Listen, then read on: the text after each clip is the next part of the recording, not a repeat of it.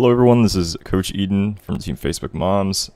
We are going to be going over the VOD from yesterday's game, which was Saturday, July 20th. This is the second 48-hour challenge happening between Team Faded, consisting of Faded, Maverick, also known as Derek, Cypher, also known as Bayman, Hidden Shadow, Riza, Classica, Millennial E's team, consisting of Millennial E, Vulcan, Raven, Monchi, Maui, and Wiz. Things to note, we have Wiz ringing on main support, primarily a flex DPS player, and other than that, this is Derek, aka Maverick's first game, and he will not be continuing with us, from my understanding. So we will not focus on their play too greatly. First game, Eichenwalde red team on attack. They go with the triple tank D.Va strat. Whether or not they know why it works, I'm pretty sure my boy Vulcan just told them to play it because it's OP. So let's see how it turns out. Okay, so they rotate left as they should. Hidden Shadow's going for a risky flank outside of the line of his healers. Let's see if he is punished for this. D.Va quickly responds. The peel is brought over by the tanks, but now we're exposing the point for blue team.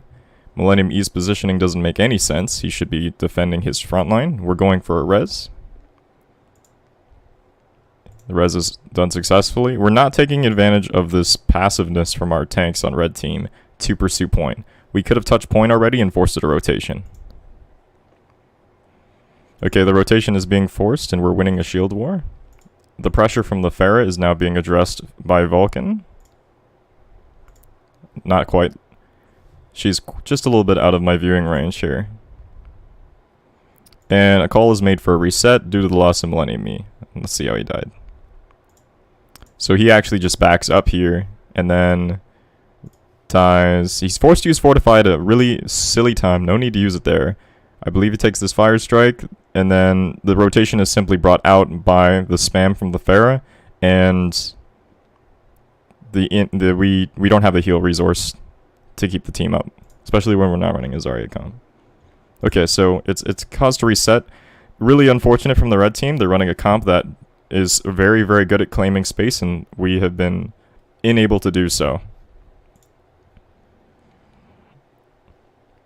Cypher's double-pocketed Pharah seems to be doing a very good job at pressuring Millennium E from getting his shield set up where he wants, and now we're in a position where the ult economy is in favor of blue team. See how we respond.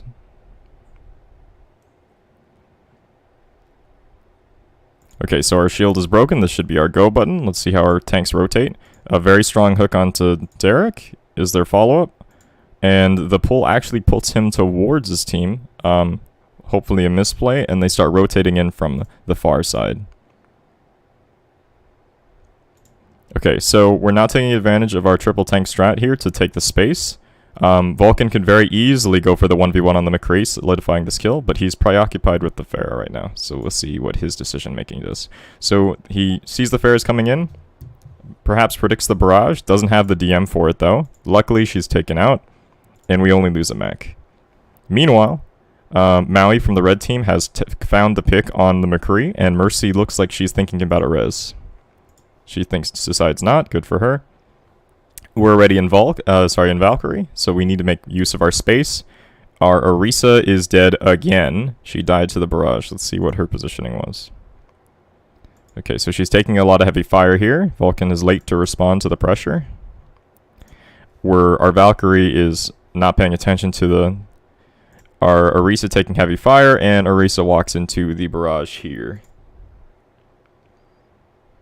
Alright, so there's the hook, followed up by Maui. Alright, so let's see how they recover from this. We're going for the res. Who are we resing? Okay, so we res Millennium E. Makes sense.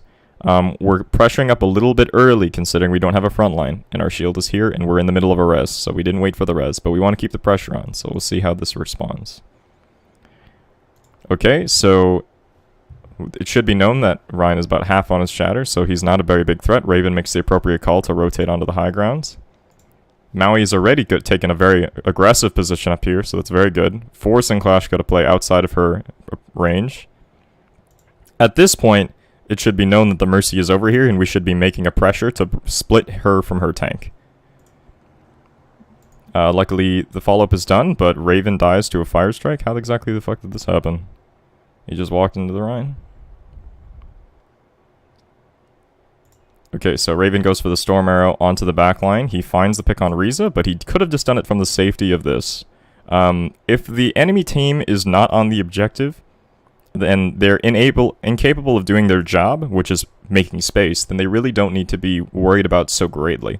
He doesn't have Shatter. It should be known because he hasn't really been doing much instead of having his shield broken. His Zarya isn't there to support him. His Zarya is not even close.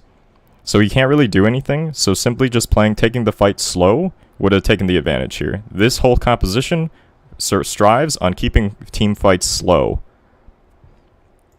Okay, so we get the follow-up. We go for a little bit of a pistol battle here. And the pistol battle is won by Vulcan.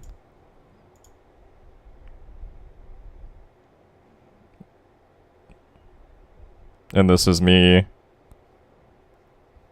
typing real slow about how the strat is uncounterable. I'm actually very disappointed, though, at the poor execution of this strat. This could have easily been countered. Our Orisa was not moving in the rotations that she needed to move. So let me quickly just see if I can find something that can illustrate this strat more clearly.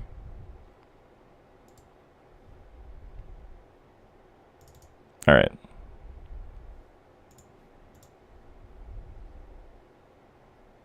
Okay, so here's Eichenwalde point A. So let me very quickly go over the strat that was attempted to be done, but executed very poorly. So let's just create a new layer. Alright, so let's zoom in a little bit. Okay, so, this is point A. So in the strat that they were attempting to do, which is the Orisa Diva Hogs Hanzo strat with Mercy Zen, a few different things need to happen in order for the strat to be successful. Alright, number one. So the reason the strat works so well against primarily Rhine comps, which you saw the enemy team running, so it was a very strong counter, is because of this. So your Orisa is going to set up her barrier here. Perhaps I should make this a little bigger. Orisa is going to set up her barrier here, and she's going to have the support of her Hog, and she's going to have the support of her Diva. With the Hog and the Hanzo spam onto the enemy Rhine shield, which will be placed probably around here. If he sees there's an Orisa, he's going to want to go on the aggressive and play up here so he can win, because he knows that he's not going to win the shield battle as soon as he sees the Hog and the Diva. Hog assisting with the shield break and Diva assisting with the shield sustain. So if he doesn't play right up close with the Zarya trying to take advantage of the potential high charge pressure, then he's going to rotate back here. Either way, he's going to be losing his shield pretty quick.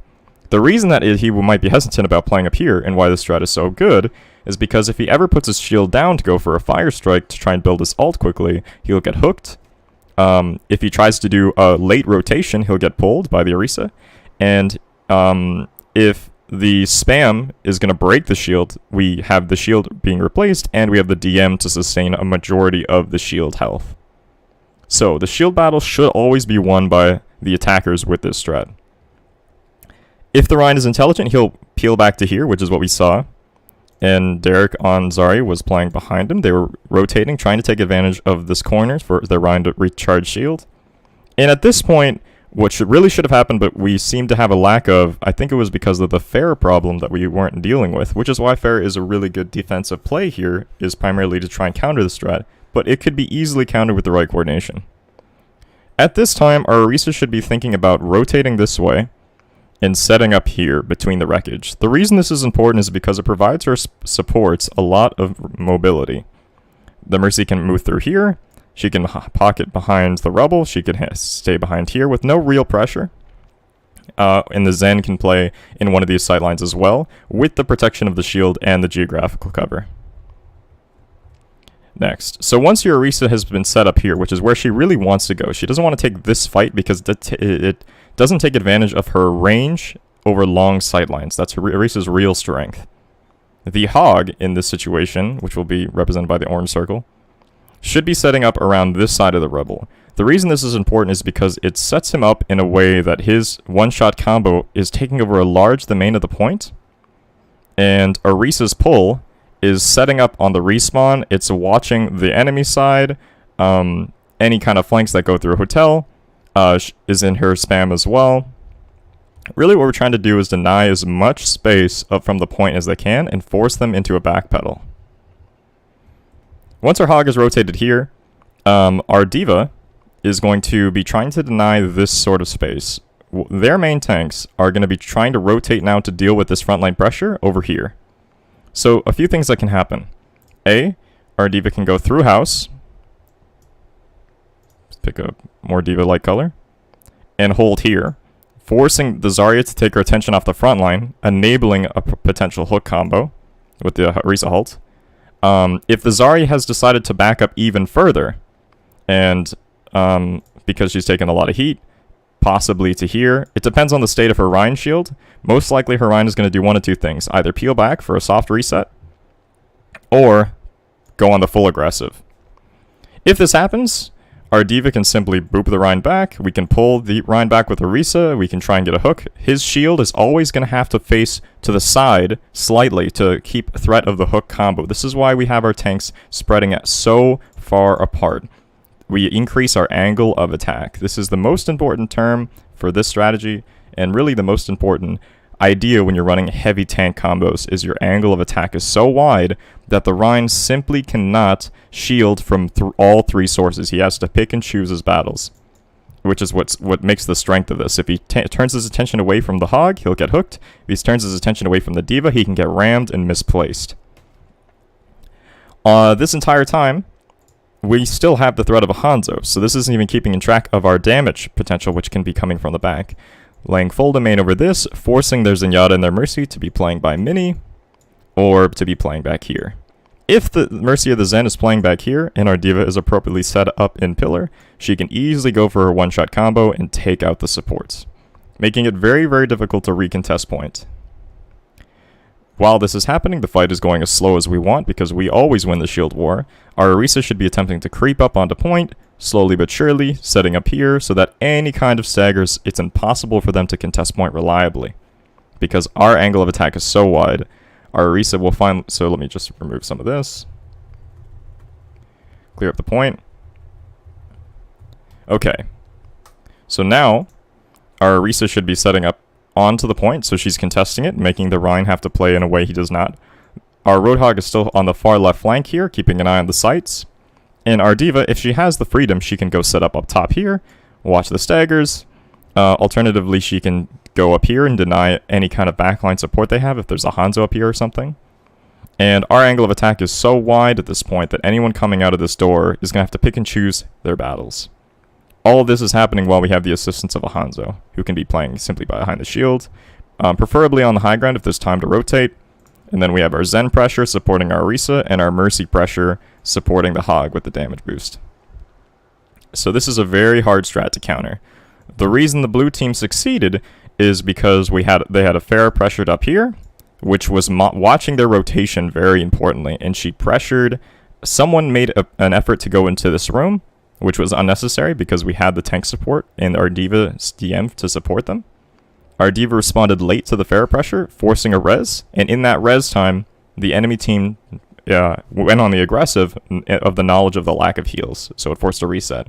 It worked on the second push, but it didn't work the way it should have because we didn't increase our angle of attack to be so wide. We were playing relatively together. Luckily, we out-sustained them because this comp demands so much range, so much space. So we'll see how it proceeds. Okay, so blue team is setting up on the high grounds. This is me typing some BM. Alright, so we're keeping the Orisa strat, which is good. The only thing we've switched is the Hog for a Widowmaker, which is very appropriate.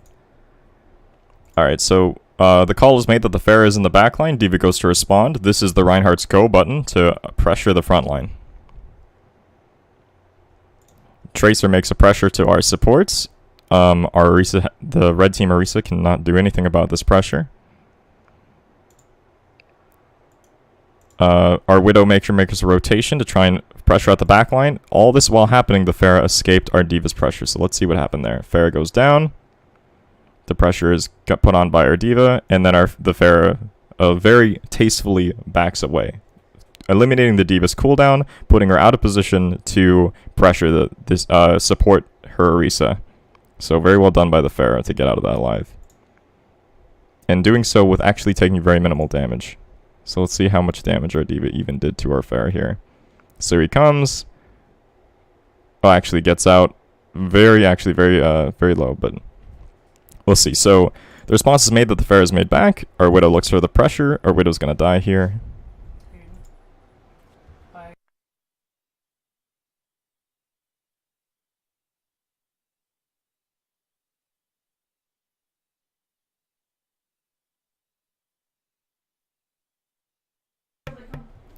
Okay, so, sorry, mild interruption. Okay, so the Pharah is going to take out our Widow here, eliminating our space pressure. Our space pressure is now in a small arc. They're using Transcendence. It's probably not necessary here. Let's see what the health looks like. Okay, so it's done in response to our Reinhardt, but our Reinhardt has a full shield. Yeah, not necessarily. Not really necessary. Our Reinhardt goes for an interesting... He leaves the choke to pursue a Hanzo. That's a very bad positional mistake by him. Let's see, does he even kill the Hanzo? Okay, he does, but this whole time this is not really much of a line. Luckily, the Zarya has enough charge to ward off the Diva, but if our Orisa was paying attention to this, she might be able to get an aggressive pull. Anyways, we're forced back into a backpedal, and our Rein and Pharah are going to look for the staggers.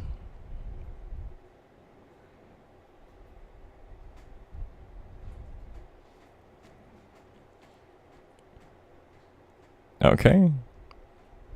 So let's see how they acknowledge this comp. Really what they need to realize is that there's a double Rein Zarya ult here, so that's really not going to set them up for a very good team fight unless they do something proactive, like a Diva Bomb, which is happening right now. So let's see if we get any value. Up and over. Beautifully done. That's the go button. They're not going to have the pressure to do Shatter. It's the two most important picks. Very well done by Vulcan. Good instincts here. Now we just need to make a very clean cleanup. Highly unnecessary bongo here. Kind of just a throwaway. And everyone seems to die very quickly, so good on them for dying quickly and realizing. Alright, our sub-snipers rotate to the high ground. This is appropriate. Diva is pressuring Castle, so we don't give them that opening. That's good.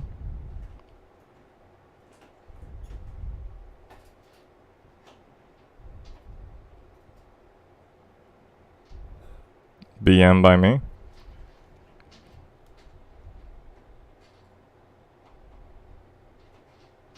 Okay, so while I was typing my shitty BM, we can see that the blue team is open with a grab, but luckily we've been pocketing Trance because we haven't needed it.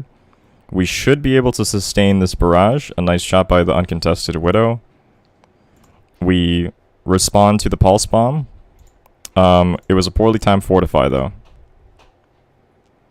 So we use Fortify in the Grav, and instead of walking out of the Grav with the Fortify, we just kind of stay with the team. Then we get pulsed, and we don't have Fortify. Luckily, we at least stay away from the team. At this point, our Trance is just worn out, and Hidden Shadow gets the cleanup on the Orisa pick, so that's a very good play. We go for the res with the remaining shield. It gets pulled off with minimal damage, so Maverick simply had low energy. He shouldn't have had low energy there. That might have just been a mechanical issue, but that's okay. Okay, so we should be rotating fine. Their space line is pretty much non-existent at this point. They're all within our space as red team, and red team should just clean this up very cleanly with no fatalities, the unresable. Alright, so our Diva should really be pressuring on the doors here. The only one that really needs to be on point is our Zen. But our supports have pushed up, so our tanks are staying back. Alright, so there we go. The Diva's pushing in. It's overextending, though. Not necessary to push so far. Okay, so it looks like we get it anyways. It would have made a lot more sense for our Diva to just stay in the window and deny that Winston who just jumped in. Because if he had jumped in a second earlier, it would have been contested. Alright, so we're pushing on the front line here. Our Widow's setting up appropriately. Raven is a little bit too far up. He should be waiting for his D.Va for the potential support. They're not switching to an appropriate counter comp. We're going back to Rhine. We switched the Winston for one push and went back to Rhine. So we denied our ult economy. Did we have an ult economy? Let's see here. Yeah, so we had Earth Shatter in pocket. We switched the Winston for the stall and then lost our Earth Shatter on the reset. So at this point, it should have been called that by the D.Va or someone from the blue team that it was not contestable. So we didn't waste our Earth Shatter for blue. Yeah, so that was not contestable. Just a game knowledge thing. We threw Dragon, but that's just Dragon, so it's not a big ult. Okay. We're on the aggress as red team. What is blue team going to do to respond to this? So they switch back to the Rhine. Are they staying on the D.Va? It looks like they're going to stay on the D.Va pick. Okay, they're going back to the Zarya. Not necessarily a very smart move. The D.Va would have made a lot more sense here.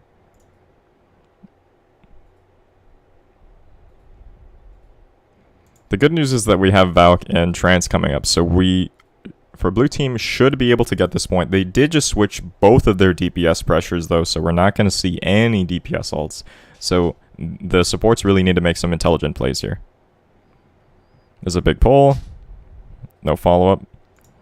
Our positioning from the Orisa is really poor here. We're basically just enabling their Rhine to pressure our backline, and the Orisa is not going to be able to support. So really, we should be playing over here, or we should at least have a rotation set up so that our Orisa shield can get more value. This is Vulcan's big brain bomb. That does nothing. It was a good thought. They wouldn't have been able to respond had he had known how to do it, so that's practice. Junkrat makes the pressure. Vulcan responds. That should be an easy cleanup. Well done. Now we need to focus on the other tank so we don't burn. Out comes the Trance, which is forced, but we're already down a man from blue, so it could have been used later perhaps. I guess we want to keep our Zarya alive, but our Zarya is not focusing the right targets here. Our Riza is clearly trying to notify that there is a Hanzo on point that needs to die. And we let the Hanzo go. Raven's pushing up really far. Whoops, I'm skipping too far. Alright, so let's see what happens here. Okay, so Faded returns. Sorry, Derek pushes up really far. Raven's probably dead here. The target is made, the call is made to shoot the D.Va instead of the 1 HP Hanzo. Interesting. Okay, so that was incompetence.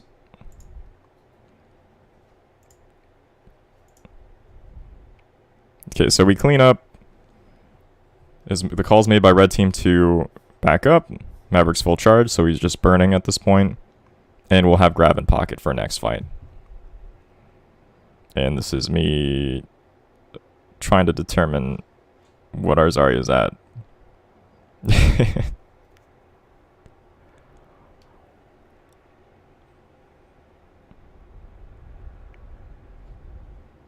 He won't be trying out with this for some reason, but that's okay. Alright, so here's a huge dragon, well placed. Is it the bongo to support it? A bongo dragon. Probably not needed the bongo, but good enough. And we chuck grab for no reason. We had one ult advantage that was going to solidify us, and we just wasted it for blue team. Well after the whole team died. So that's just a lack of understanding or awareness. Probably didn't even need the trance. Should have been aware that the team was dead. So that the unnecessary trance. But the good news is we have Valk, so it's not a huge trade-off. Alright, our Genji, it is called that the Genji is here. Raven comes to respond. Genji goes into the back line with his blade. Now we don't have the trance for this, but luckily Maui wins the duel. Tyre comes in onto Zarya, that's a good target prioritization. And then Millennium E dives to the Zen. So let's see what happened to our main tank here for red. Okay, so Millennium E is playing way too far up onto the point, just considering where his his off tank is. Also, his shield is not in a position that can help anyone on his team. So this position of the shield makes no sense. Vulcan bubbles Millennium E to save him, but in doing so just kind of kills himself. It would have made more sense to not bubble him and let him die to the Riptire, or hope that he would have died to the Riptire, because he would have been in a more favorable position for a res had the Zarya stayed alive. And save bubble for the res, because his positioning was too poor anyways, that even by saving him, the fight will not be won, because our space line is non-existent. Our space line's running on the vertical when the team fight is happening this way. Or when the team fight space line should be going this way. So now we're all in enemy territory, and blue team should be cleaning up. Using both damage ults for a cleanup, and Valkyrie. So that's a little bit of an overcommit by blue team. But our blade got no value, so that's kind of what put us in a backpedal. Okay, so good news is that we get a res on Vulcan. He blocks Earth Shatter, very well done. Cypher walks into a trap. Where was it placed? So we get a clean res off. Raven is clean in the back line, somehow making use of this shield. Our Valkyrie is well timed from the red team to pull this fight back in our favor. I still don't know exactly where the junk died. I think he just fell right here and fell into the trap, so good job. Okay, so now it's just a matter of, we know that they don't have Grav and they're nowhere close because they wasted it. This would have been a perfect time to use Grav to clutch out the fight, but we don't have it now. And Shatter was just poorly used. Okay, so we have double spam pressure here. Our Rhine on blue should be dead by now. Yep, there it is. Faded goes for a Hail Mary pin. Doesn't make any sense to do here. He should just stay on the payload, keep his swinging, knowing that his Mercy needs him for the space. Denies his Mercy space. Mercy is forced to rotate. She goes for a ballsy res. To be honest, this isn't a terrible play considering what the damage is focused on. And there's a body block. Really, the blue team has a very, very low chance of winning regardless of how they play here. The only thing that can happen to save this fight is a very high value trance, and really it would need to be comboed with something like a Riptire, which we don't have. So even if we do get a high value trance, I don't expect blue team to have the resources to win this fight, especially considering that we are coming up to a dragon and coming up to a Grav. So we'll see. The shot calling and focusing would have to be perfect. Alright, so the res isn't followed through. It shouldn't be too big a deal if we have trance coming in. We'll see how well it's timed. We know our Genji is about to die. So, okay, so the Genji dies. We don't open with the trance. He resists. So is he going to do it on our low charge Zarya? Really, we shouldn't have been playing Zarya anymore. Once we realized we're in a stall situation, he should have gone back to the D.Va. Because he would have had more value here. Even though the enemy team had a high charge Zarya, it doesn't necessarily make sense to play D.Va in that regard. But when we're in a stall situation, D.Va is just so much better upon spawning, whereas Zarya needs to get her charge, right? And her mobility is much better too. So our Zarya gets mowed. Riza's probably going to respond with the trance. Yeah, so it's a little bit late. We don't have any follow-up, and now it's just a matter of time. So Vulcan appropriately looks for the person outside of the trance. Millennium E switches to the Reinhardt. That's appropriate. Winston would have been just as good too. Raven does a nice spawn dragon to get the Mercy. And that should be game. Okay, Hidden Shadow comes in with the Tracer stall. That's about it, yeah. So overall, seems to be pretty well played by the flex support, minus the trance mistake. Our off-tank here, minus our D.Va bomb mistake. Our tank positioning and tank ults for Millennium did not make a whole lot of sense, nor did the bongos. So much to be desired. Faded getting blocked by the Shatter, not being able to make the space he wants. Really doesn't seem like a Faded problem, seems more like a Maverick problem. So we'll see what he does if he's put on a team with a different off-tank. DPS overall not terrible here. But we didn't. The blue team failed to make space. despite the mistakes from the red team's off tank. Really, the team fights were saved by very well timed Valkyries from the Mercy and very appropriate reses from the Mercy. So I'd give this team's win to Wiz. Okay, so round 1 complete. 122. I think I let this game play to full. So let's see what they do on the offense for blue team. Blue team appears to be staying with the strategy they know and love, which is the Rein Zarya. It seems like Maverick is a Zarya main, so this is a comfort pick. Now we're running a D.Va Orisa defense. Now, this is okay, except that it relies a lot on our Pharah to do really, really big space control. Because the D.Va's not going to be able to push in the way she wants to with no dive DPS. And our Orisa isn't going to be able to hold ground close to choke. So if they ran something like goats here, we would be very, very dead. Luckily they're not.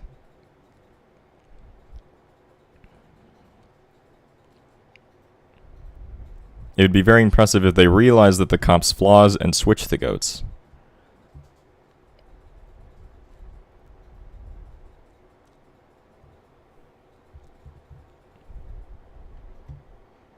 Yes, the Pharah would be able to keep the pressure on, and that would keep our Mercy safe, but the tank line would have no response.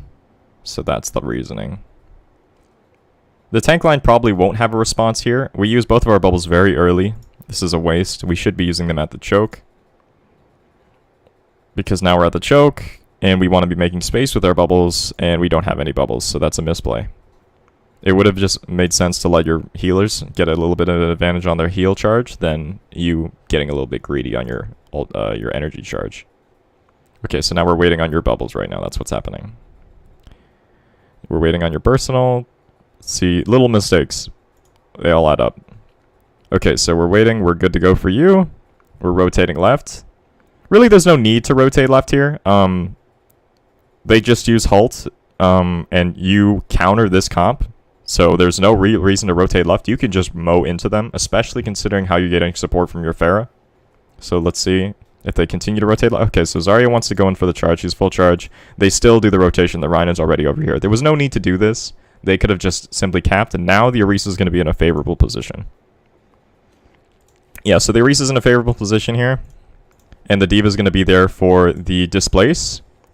Well displaced. Doesn't get a whole lot of value out of the projected bubble. Wiz is behind the Zarya. Let's see if Zarya notices. Okay, no. It's a simple awareness issue.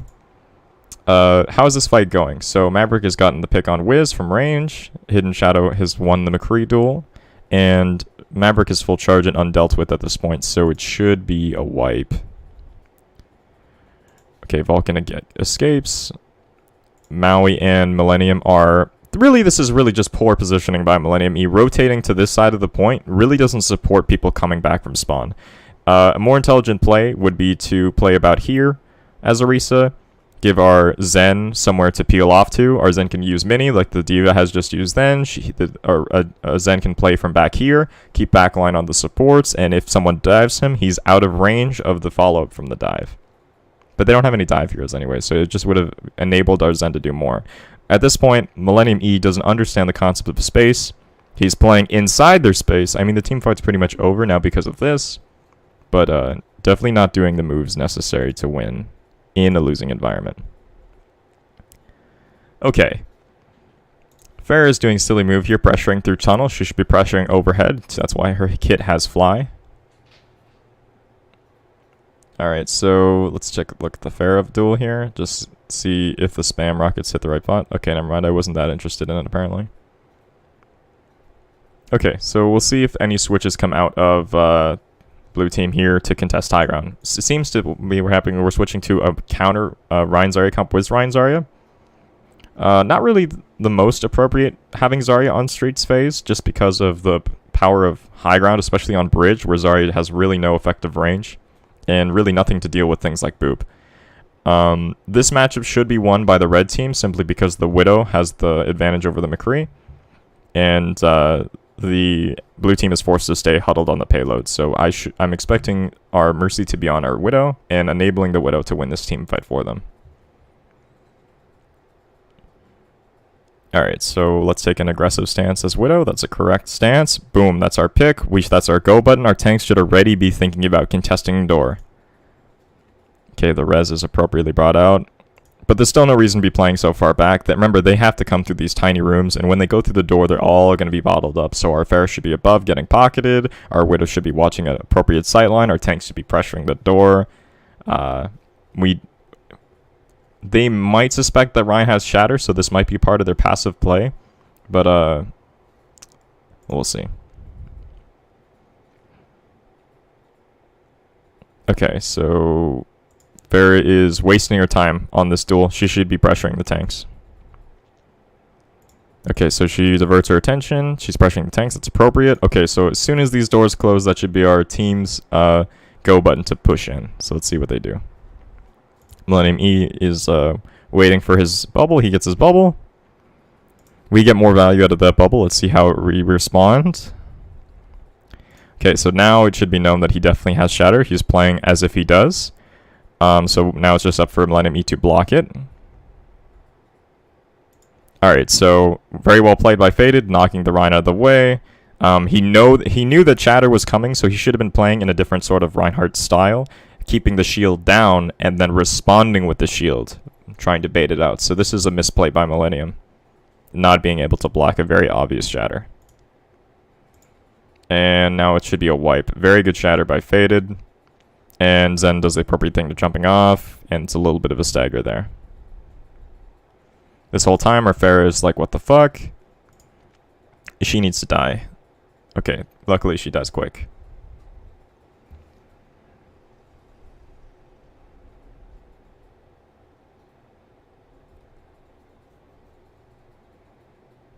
And this is me talking about how that Shatter was obvious. You're going to see a lot of BM from Coach Eden. Alright, the whole time while I'm doing this, I should really stop doing this during scrims I VOD. I won't be doing it for the tryout session, obviously. So, our boy Maverick pushes up with a Grav, Barrage combo for the extra stagger. And this is good. We have people on payload, and we're pushing up. We didn't really need to commit so many ults, probably, considering who was caught in the Grav, but it's not a bad exchange. These two ults. Pharah is a pretty low impact ult, so giving her the Grav makes sense. Alright, so what's going to happen here? We have High Noon. We pretty much win with High Noon. So let's see. We can just keep more people on payload at this point. And it doesn't... The call should be made by the Mercy or the Zarya that they're not contesting, so we don't have to waste High Noon.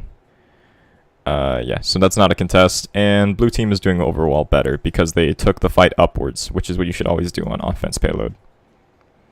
Okay, so really we need to see how we deal with the Pharah. Boom. Perfect response. We just used our res. We should be at a huge advantage as red team, and now we just need to deal with the pressure. Alright, so the Zarya is separated from the Rhine. This should be our call to either burn down the Rhine or displace the Zarya. So I would be burning down the Rhine here. Okay, so our response is too late. Our tanks are playing way too far apart. Millennium E is actually just getting let up to dry. His Widow needs to play back, obviously, but his Pharah could be playing a lot more aggressive. Obviously, there's the threat of McCree, but we have these pillars on the side. We can keep our angle of attack wide. I think our Pharah is playing over here, and our angle is very thin. Yeah, so the Pharah is playing back here. She should be rotating over to this side. Okay, the stun comes in onto Millennium. We have shield economy here, so there's no reason for us to lose. Big fire strike, and that's a team wipe. Or now we're in cleanup phase, so we should do everything we can to clean up here. Oh, and I remember this. Basically, they can't deal with the Widow for the longest time. Pharah's presence. Probably should have just stayed hidden if they didn't know about you. You're just asking to be staggered here. This is an interesting duel that actually happened. It's a little bit, and then she finishes her with the SMG. Alright, so we'll see what happens here. We switch to the Widow. That's appropriate response. Really, we should be losing our Pharah at this point. Let's see what he does.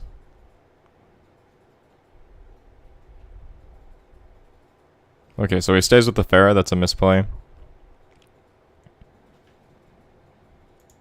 By switching to something like a Genji or a Hanzo, it supports the Widow in the 1v1 situation, especially because the defending Widow is at such a great advantage here.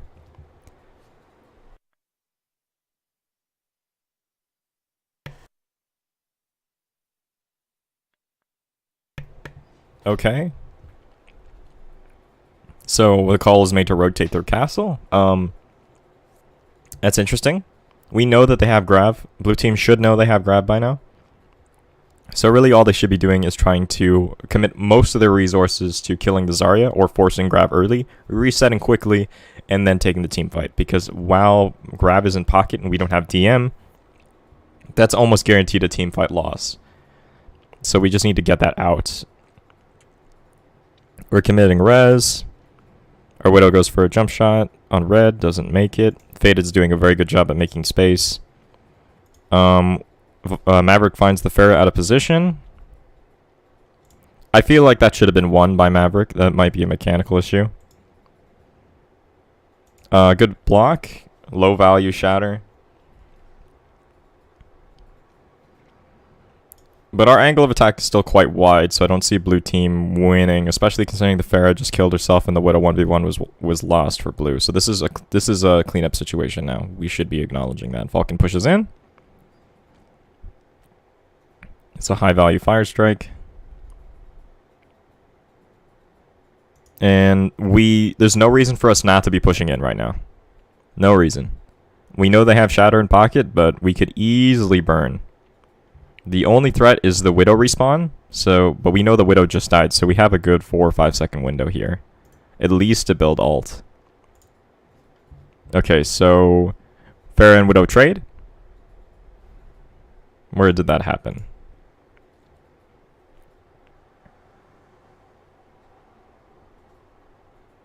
Ah, never mind. The Widow did respawn.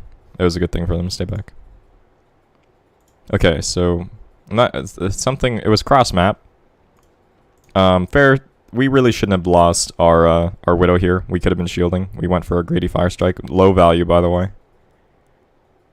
We have res. This Zarya and Ryan are separated, so this should be a key opening here. We just need to focus one. Okay, we force them back. They know that Zarya still has grab, so if they don't get this grab out, blue team is basically just wasting their time. So we should be committing all our resources on blue to forcing grab in an unfavorable way. Not even wasting our time here. We just need to get the Zarya. She's not even in an appropriate position right now. Okay, so there comes the grab. So this is actually what blue team probably wants. We should have not committed trance. This was an unnecessary time to commit trance, especially considering the geometry was going to kill your main tank anyways. Yeah, so didn't make any sense. That's a team fight that they needed to lose.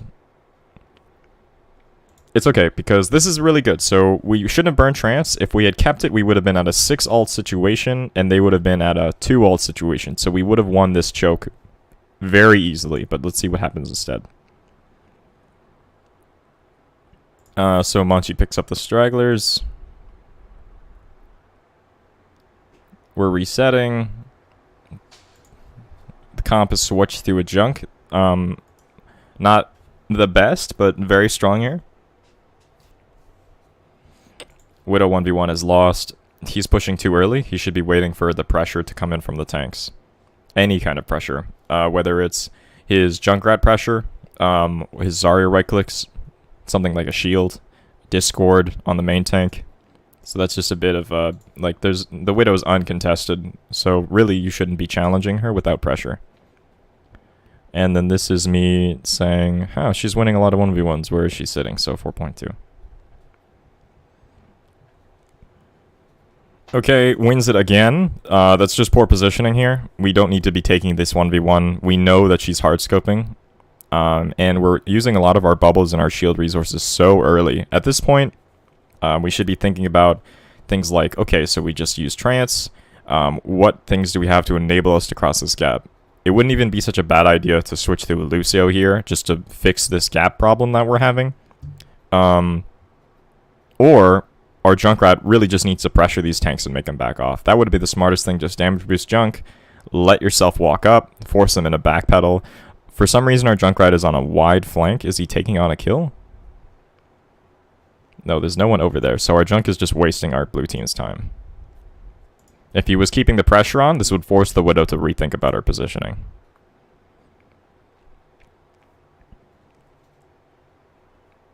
Alright, so the call is made to go on far left. This is very stupid. Very stupid. There's absolutely nothing stopping Raven from simply concussion mining them off. Just a very poor play. Like, what is this? This is low tier Overwatch. There's the concussion mine. Okay, luckily they recover. If this is the play that gets them the advantage, then I'm very confused. Okay, so what did red team do here that was wrong? So we get a pick on the Mercy for red. What is that, a right click? Our Zarya has probably been full charge this whole time, so I wouldn't be surprised. So junk keeps the pressure on. So our Zarya's here. Yeah, that's a Zarya right click. So that's a really good pick. They're just in a stagger now. We're wasting our bubbles, we're wasting our shield. There's no reason to try and commit to this fight. You have 2 minutes and you're waiting on your Mercy. Don't waste your resources here. Don't waste your shield, don't waste anything. We're just feeding the enemy Zarya Grav. Our Junkrat is in an unfavorable position to support his team. He should be playing with this front line. We use Grav. We're still waiting on our Mercy. It looks like our Mercy just valked from spawn. It looks like that's what's happening. Our Mercy just valked from spawn to win this fight. A Grav is made, but our Junk is not in a position to follow it up. So this is a horrible positioning error by Junk. Okay, very appropriate trance from Maui. Looks like our Genji got trapped. And a very, very inappropriate Grav. And that's a stagger situation. We'll get the res on our down man, and it's now a 6v6 again with no fatalities to red team. And this is an appropriate BM. Alright, so the call is made to go right again. The duel is finally won. This is very, very good. We know that they don't have res, or they should have been keeping track that there's no res, so this should be the go button for blue team. We don't have grab, which we should have kept in pocket, but we can make big value out of our shatter if our junk supports. We can simply concussion mine the Ryan in the sky. We can break his shield with our Junkrat Zen pressure. Blue team should have an advantage here. But they need to go before this happens. Oh wait, never mind. Blue team doesn't have the Junkrat. It's a little bit of a strange composition. We don't have a lot of shield break. Especially to respond to theirs. So, but fair enough that they switch off the junk because the junk wasn't making a whole lot of sense. So what happened here is the Widow position has been rotated from hidden to Bayman. So, okay. Interesting. Perhaps this hidden is more comfortable on the Genji, and Bayman is more comfortable on the Widow, and they had to find a way to move that over, but we are losing ult economy. If we were going to play with a Widow fight, we should have just stuck with it on one person. It's unfortunate. Okay, I hope to God we're not going to go through that tiny room. We're not. Okay, our Ryan is pushing up without his team. Let's see how punished he gets. Okay, so luckily the team is close to respond. Our Ryan could have easily just went for a pin if he had the bubble support, and that would have probably been a team fight. Okay, Raven is taking a very strong stance at the front line. Riza gets the pick on our Zen for red. Huge concussion. This should open up for a shatter or something. Okay, so it was known that Ryan had shatter for blue team. He hasn't used it in a year, so this is just an interesting positional mistake. It's hard to counter for. Horrible use of shatter here. It should have been known. Up until you get to big brain, even in top 500 Ryan play, every time one Ryan shatters, it is common knowledge that they're going to try and follow up their shatter with a pin or a fire strike because they don't trust their team to follow up and they want their play of the game. And they're just thinking in a comp mindset. Faded has had a big brain here and said, okay, I just got a big shatter. I know that Millennium E is going to try and counter shatter me when I go for my follow-up. So it's a very good block, and Millennium E did not have any mindset here to do this. So it's just See, just really the tank play is really being outdone by Faded over Millennium here. This is a big feed pin. Even if he had gotten the pick, it wouldn't have mattered. They had res, so just a big feed. You could have gotten out alive. It would have been...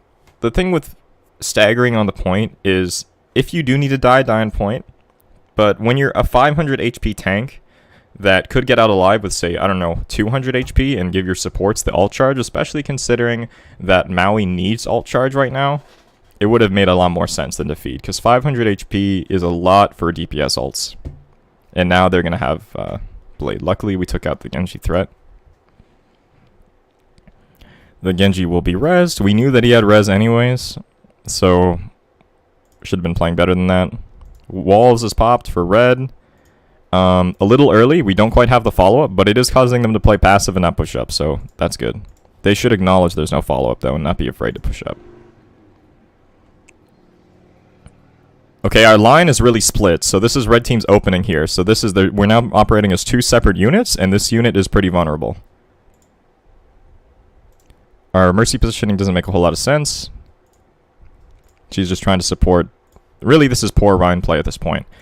Getting counter pins. Here comes our grab from the high ground. Really, this flank is poor, but it's probably going to get us the team wipe anyways because we have the ult economy. But look how many ults we're spending in a situation where we were at favored anyways. Yeah, so the trance is late. The tire was going to out-damage it anyways. At this point, knowing that there's 40 seconds left, that's plenty of time for a clean reset. If I heard the junk tire as a Zen, I would not be wasting my time with the trance. You should just think, okay, well, that's not an ult I can sustain through, so there's no point in me wasting my high-value resource when I could be thinking about how am I going to use it better next fight. Because if you held it, this is the second time, by the way. If we held trance, then we would have had trance for our next fight, and we would have known they had no tire and no grab, and we'd be in a really good situation. Maui decides to switch onto Ana to, I guess, support. This is not the map for that kind of switch. Luckily, they won't get punished for it.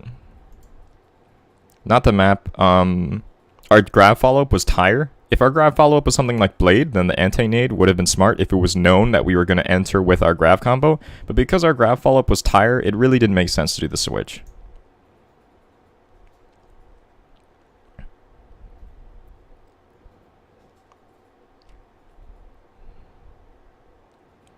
Okay, so this is a huge misplay by Vulcan. It's probably I think this is what loses them the fight.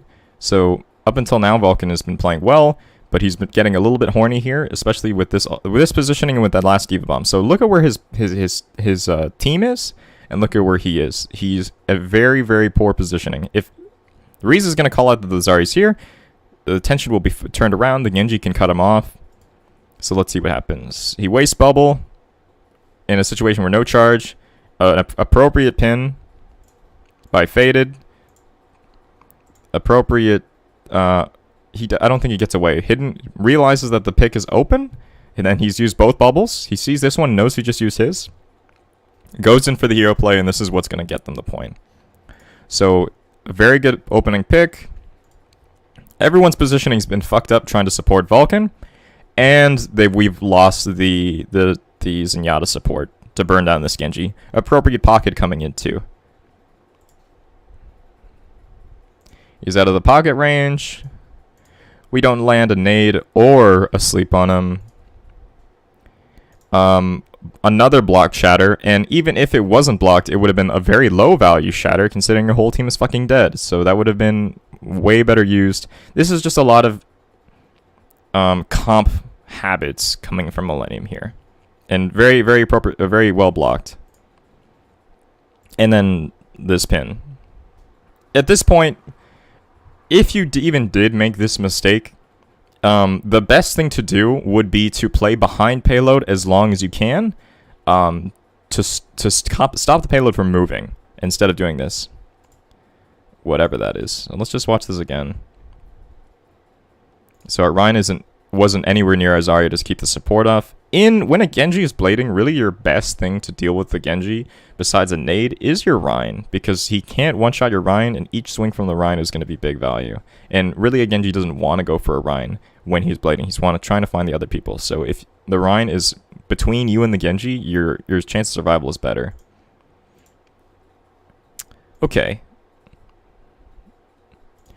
Widow 1v1, it's very smart for Bayman to see the Widow going for the grapple and realize that he is the appropriate counter, because if that wasn't addressed early, we could have lost the support for blue team. Okay, another big feed pin, good fire strike, and at this point they don't have they don't have what it takes to stagger. Vulcan actually had full health as Tracer, he probably could have touched. Let's see what happens here. Is it appropriate switch to Tracer? But I think there's a lack of mechanical understanding as Tracer here. That's 1, 2, 3 blinks, and just recalls. You could have just walked in. Really, I mean, it's whatever. At this point, there's been so many mistakes that you can't really recover from this. Okay, so let's see. I believe this is a win for red team, but it wasn't a win in a way that I'd like to see wins for clean Overwatch. It was more so like just more mistakes. It was mistakes, mistakes, mistakes. Not a whole lot of clean Overwatch here. Okay, so here we go. We're running a attack. Rein Zarya, Genji Pharah. Interesting. Genji's really not. This isn't one of Genji's good maps. The sightlines are just a bit too big. That was a really poor play by Maui. He could have been punished for that. And he just separated himself from his other supports. But I guess he had to because his early play was so poor. We're winning the shield battle here. The pressure is being kept on. That's a deflected fire strike. And McCree is going to get picked. So where is our McCree standing?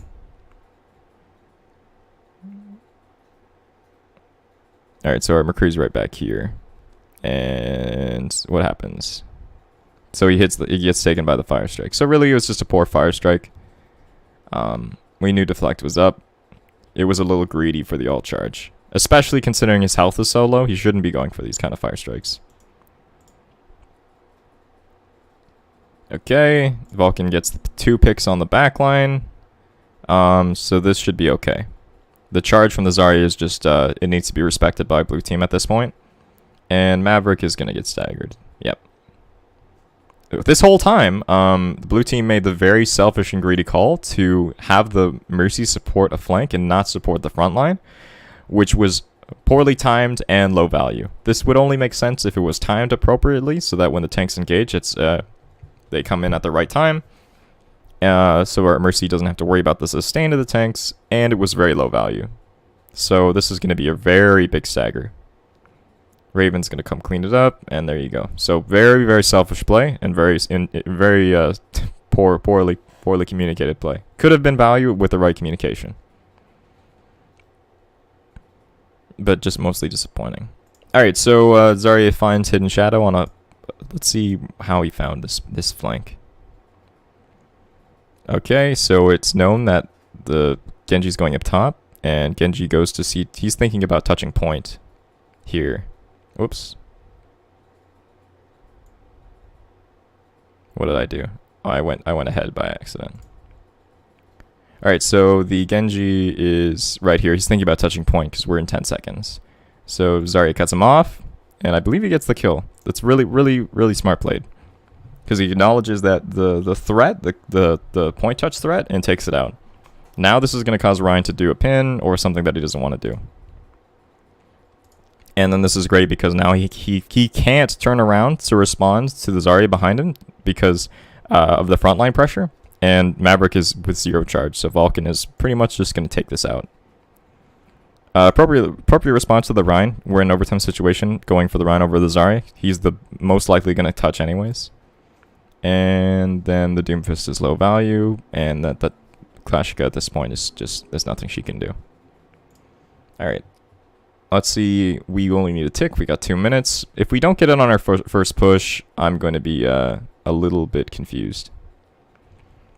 So we're running the Ryan Zarya. Vulcan is just having a fun time on Zarya here. Not necessarily the best comp. It would make a lot of sense to go dive. But this is a comfort comp, and they don't have a good time responding to it. So if it ain't broke, don't fix it, I guess. So a missed Fire Strike.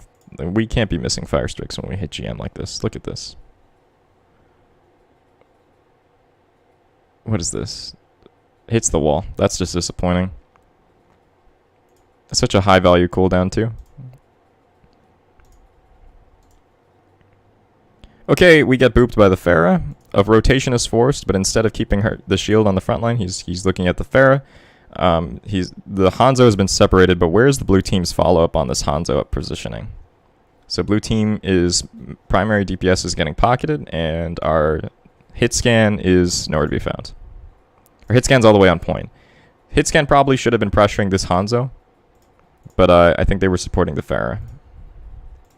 Big Fire Strike brings the ult charge back in favor there.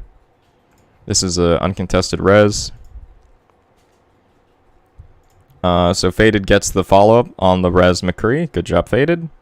And at this point, okay, so that was a misplay by their Zarya. Let's see exactly what he did wrong. Because this is a one fight for blue team. After this pick, and this res, and then this pick again. Oh wait, never mind, sorry, I'm stupid. The res came after the pick, so the McCree is still alive here. Okay, Maverick goes in, low health. What exactly gets him low health? Let me just watch his health bar real quick, because he went in with that full. Alright, so he uses Personal Bubble at a very poor time.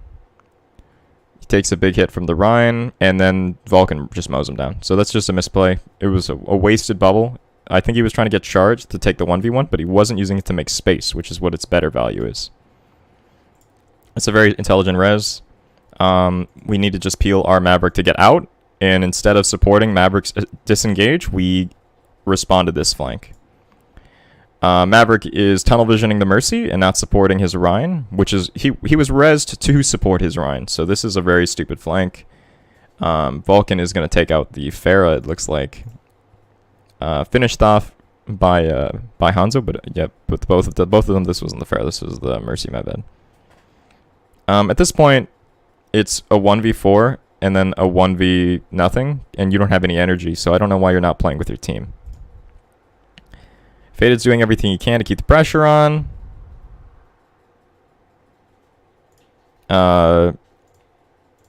Flashbang. Maverick is just utterly confused here. And that is game. Okay, so that's the only one I'm going to do for right now. Hopefully you guys have learned a bit, and I'll see you hopefully playing some more clean Overwatch in the future.